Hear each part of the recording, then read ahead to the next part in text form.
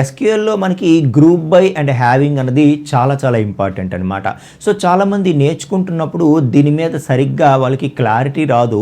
So ఈ concepts దగ్గర ఎక్కువగా కన్ఫ్యూజ్ అయిపోతూ ఉంటారు. సో నిజానికి చాలా ఈజీ టాపిక్స్ అనమాట ఇవి. ఓకే, సో ఈరోజు క్లాస్లో మనం గ్రూప్ బై అంటే ఏంటి, హ్యావింగ్ అంటే ఏంటి అన్నది చాలా క్లారిటీగా ప్రాక్టికల్ ఎగ్జాంపుల్తో పాటు నేర్చుకుందాం. ఓకే, సో వీడియో లాస్ట్ వరకు చూడండి. ఖచ్చితంగా గ్రూప్ బై అంటే ఏంటి, హ్యావింగ్ అంటే ఏంటి అన్నది ఫుల్ క్లారిటీతో మీరు నేర్చుకుంటారు. ఈ గ్రూప్ బై అండ్ హ్యావింగ్ మనం నేర్చుకోవడానికి ఒక చిన్న ఎంప్లాయీస్ టేబుల్ ఒకటి రెడీ చేశాను నేను. ఓకే, సో 7 ఎంప్లాయీస్ డేటాతో రెడీ చేశాను. సో ఇక్కడ డిజిగ్నేషన్స్ చూసుకుంటే డైరెక్టర్, మేనేజర్, డెవలపర్, టెస్టర్ అని చెప్పి సో డిఫరెంట్ డిజిగ్నేషన్స్తో డిఫరెంట్ ఏజ్ గ్రూప్స్తో మనకి ఎంప్లాయీస్ ఒక 7 మెంబర్స్ ఉన్నారు. ఓకే, సో ఇప్పుడు ఫస్ట్ మనం గ్రూప్ బై గురించి మాట్లాడదాం.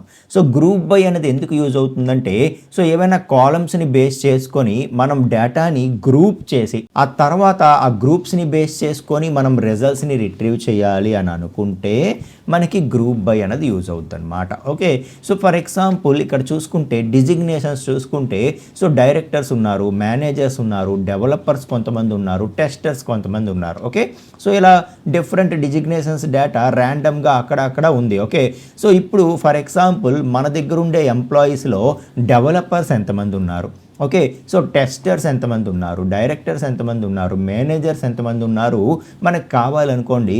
ఏం చేయాలి, సో డెవలపర్స్ అందరినీ ఒక దగ్గరికి తీసుకొచ్చి గ్రూప్ చేసామంటే ఆ కౌంట్ మనకు తెలుస్తుంది. అలాగే టెస్టర్స్ అందరికీ ఒక దగ్గర తీసుకొచ్చామంటే ఆ కౌంట్ తెలుస్తుంది కదా.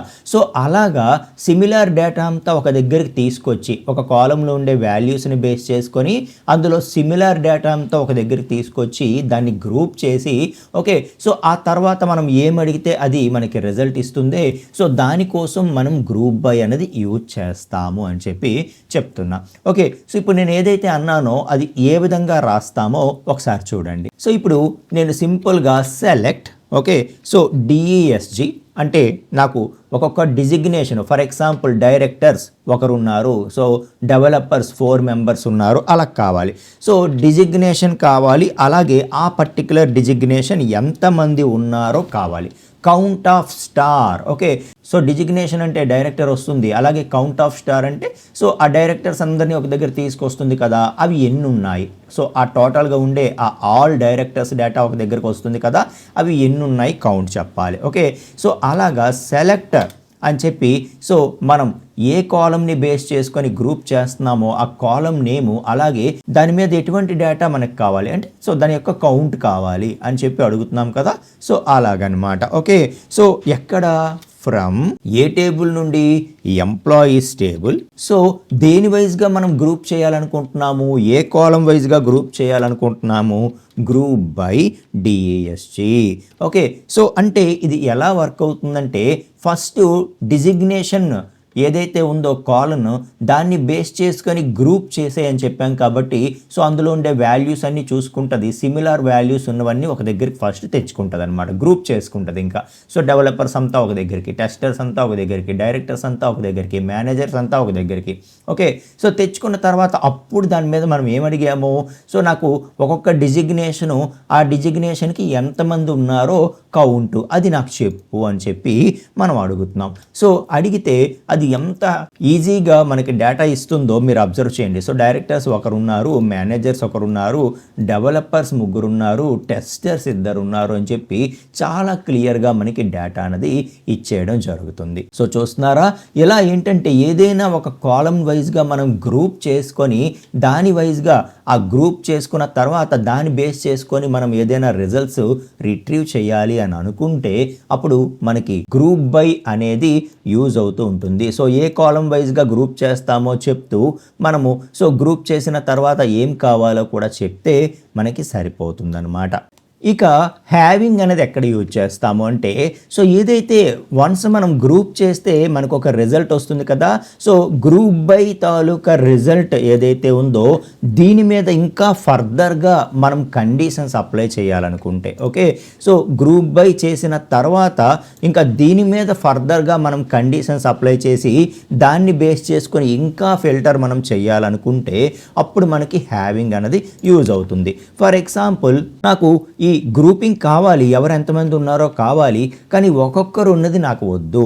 సో ఎవరెవరైతే ఏ డిజిగ్నేషన్ అయితే మోర్ దాన్ 1 ఎంప్లాయీ ఉన్నారో అవి మాత్రమే నాకు కావాలనుకోండి. అప్పుడు నేను ఏం చేయాలి, సో ముందు గ్రూప్ బై చేసుకుంటాను, చేసుకొని ఇప్పుడు ఈ రిజల్ట్ మీద సో ఎవరికైతే కౌంట్ అనేది గ్రేటర్ దాన్ 1 ఉందో అవి మాత్రమే ఇవ్వు అని చెప్పి చెప్తానన్నమాట. So first group by perform చేసుకున్న తర్వాత దాని మీద కండిషన్ ఇస్తాను నేను. ఓకే, ఏదైతే గ్రేటర్ దాన్ 1 ఉందో, హ్యావింగ్ గ్రేటర్ దాన్ 1 అవి మాత్రమే నాకు ఇవ్వు అని చెప్పి నేను అడగాలనుకుంటే అప్పుడు నాకు హ్యావింగ్ అనేది యూజ్ అవుతుంది అని చెప్పి చెప్తున్నాను. ఓకే, సో చూడండి ఎలాగిస్తాను. సో ఇప్పుడు గ్రూప్ బై పెర్ఫామ్ చేసిన తర్వాత అప్పుడు లాస్ట్లో ఏమంటానంటే having so count of star. So నాకు అందరూ వద్దు, ఆ కౌంట్ ఆఫ్ స్టార్ ఏదైతే పెర్ఫామ్ చేస్తావో ఫస్ట్ గ్రూప్ బై చేసుకొని ఆ వచ్చిన రిజల్ట్లో కౌంట్ ఆఫ్ స్టార్ ఎవరికైతే గ్రేటర్ దాన్ 1 ఉంటుందో వాళ్ళ రిజల్ట్ మాత్రమే నాకు కావాలని అడుగుతాను. అప్పుడు ఏంటంటే గ్రూప్ బై చేయగా వచ్చిన మొత్తం రిజల్ట్ మనకి ఇవ్వదు. సో అది మెమరీలో ఉంచుకొని ఇంకా దాని మీద ఫర్దర్గా మనం ఇచ్చిన కండిషన్ అప్లై చేసి సో కౌంట్ ఆఫ్ స్టార్ ఏ డిజిగ్నేషన్స్కి అయితే గ్రేటర్ దాన్ ఉందో, సో గ్రేటర్ దాన్ 1 ఉందో అంటే 2 అంతకంటే ఎక్కువ ఉందో అవి మాత్రమే మనకి రిటర్న్ చేయడం అనేది జరుగుతుంది. అర్థమవుతుందా? సో ఇలాగా మనకి గ్రూప్ బై అండ్ హ్యావింగ్ అనేది యూజ్ అవుతూ ఉంటుంది. మన నార్మల్ క్వరీస్లో వేర్ క్లాజ్ రాస్తాం కదా కండిషన్స్కి, ఇక్కడ గ్రూప్ బై దగ్గర ఏం చేస్తామంటే హ్యావింగ్ అనేది యూజ్ చేస్తాం అనమాట. సో మరి హ్యావింగ్ ఎక్కడ యూజ్ చేస్తాము, వేర్ ఎక్కడ యూజ్ చేస్తాము అంటే సో మనం గ్రూపింగ్ చేయటానికి ముందు ఓకే, సో గ్రూపింగ్ చేయటానికి ముందు ఏదైనా సరే మనం కండిషన్స్ ఇవ్వాలి అంటే వేరే కరెక్ట్ అనమాట. అలా కాకుండా మనం గ్రూప్ చేసి ఆ గ్రూప్ చేసినటువంటి రిజల్ట్ మీద ఏదైనా కండిషన్స్ మనం ఇవ్వాలి, ఫర్దర్గా ఫిల్టర్ చేయాలి అని అనుకుంటే అప్పుడు మాత్రం మనం హ్యావింగ్ అనేది యూజ్ చేస్తాము అని చెప్పి చెప్తూ ఉన్నా. ఫ్రెండ్స్, మీకు గ్రూప్ బై అంటే ఏంటి, హ్యావింగ్ అంటే ఏంటి క్లారిటీ వచ్చింది కదా. సో మీరు కనుక ఎస్క్యూఎల్ ఫుల్ కోర్స్ మన తెలుగులో నేర్చుకోవాలి అనుకుంటే సో మన దగ్గర ఎస్క్యూఎల్ ఫుల్ కోర్స్ ఉందండి. సో బేసిక్ నుండి అడ్వాన్స్డ్ వరకు మనం చాలా క్లియర్గా తెలుగు ఎక్స్ప్లెనేషన్స్తో మీరు పర్ఫెక్ట్గా కోర్స్ నేర్చుకొని బయటికి వెళ్ళేలాగా మన దగ్గర కోర్స్ ఉంది. సో దానికోసం మీరు జస్ట్ మన తెలుగు వెబ్ గురు యూట్యూబ్ ఛానల్ ఓపెన్ చేసి ప్లేలిస్ట్కి రండి.